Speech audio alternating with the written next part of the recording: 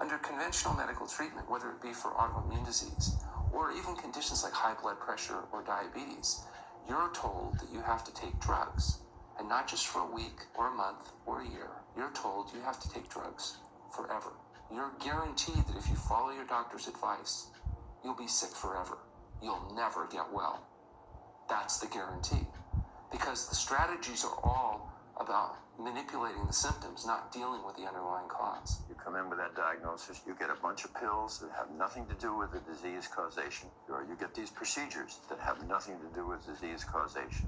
It's a deception. You say, this pill will help you unclog your arteries, this one will save you from a stroke. No, it doesn't. The people who take the statins, etc., they still get their heart attacks, they still get their strokes. This is not reverse disease. This does not make plaques smaller. This is a fraud of massive proportion.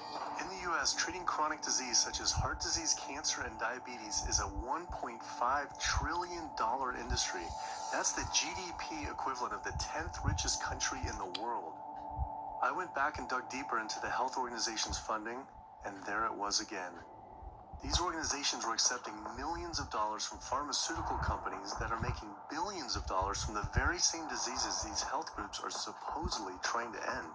It seemed like a major conflict of interest, unless ending these diseases isn't really the goal. The pharmaceutical industry spends more money on lobbying than any other single industry.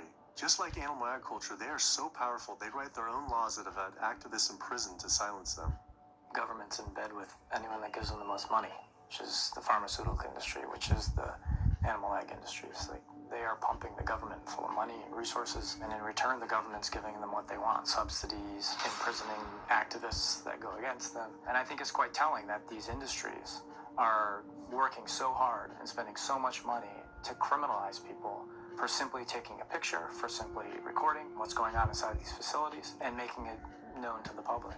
They're behind walls, they're underground, they're in these secret facilities that no one knows about. But if they did, they would be shocked and outraged. And I think people would not want to think that their pharmaceuticals, that their food are coming from these places. And that's why I think the ag laws are what they are, is because they are trying to silence people into not speaking out and not showing the truth.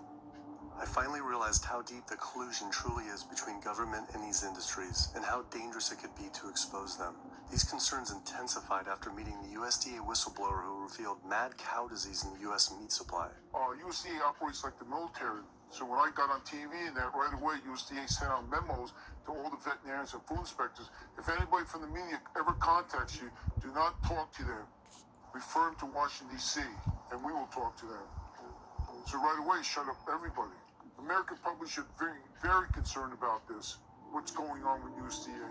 Here in the United States, we have at least 4 cases of mad cow disease, but I'm almost positive there's more cases than that, but the government isn't looking for it. So what you're saying is that there could be already mad cow disease in humans. Right, I think a lot of it was misdiagnosed. With the Alzheimer's or dementia, it takes several years, you see the progression, but to make it easier, these doctors just sign off on it as dementia or Alzheimer's without actually taking a biopsy of the brain to see if it's that, or is it actually a prion disease like Creutzfeldt-Jakob disease or mad cow disease. Do you think it's safe to eat meat?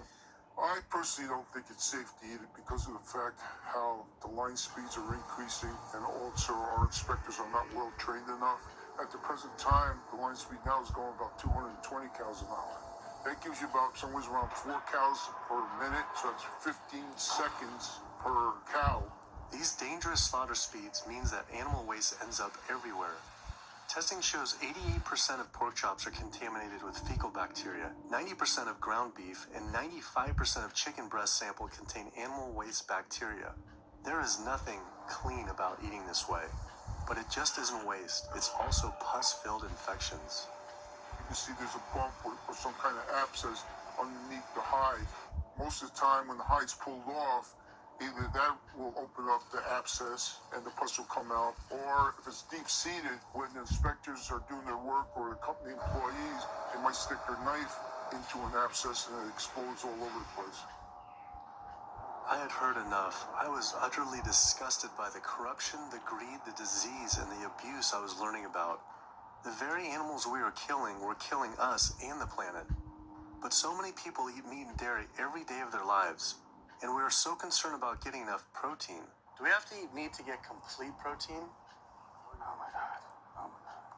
You want me to jump off this building, don't you? Well, first of all protein is made by plants. I'll state that again for the record. All protein is initially made by plants. All of it. And it is not necessary to eat animal tissue in order to get protein. Only plants have the ability to actually take nitrogen from the air, break those molecules apart, and incorporate that nitrogen into amino acids and then make protein. Any protein you get from an animal is simply recycled plant protein. If you ate a diet that was calorically adequate and even things like brown rice and broccoli, and you got enough of it, you'd get enough both quantity and quality of protein. 2,000 calories of brown rice and broccoli is going to be about 80 grams of protein a day, including the essential amino acids that you need in order to maintain optimum health. I mean, grains are loaded with protein. Beans are loaded with protein. Vegetables are loaded with protein. You really want to get your protein from plants because plant proteins have a much more beneficial effect on our physiology. The funny thing about protein is most Americans get about twice the amount they need. Most Americans get less than half the amount of fiber they need. But the conversation tends to always be about protein. So in my mind, it's just this magical marketing campaign that protein has taken on over the decades. The question is not where do you get your protein, it's where do you get your fiber? I have never in my professional career seen a protein deficiency. I've never seen someone come in eating normal amounts of calories and they're protein deficient. You just don't see that. So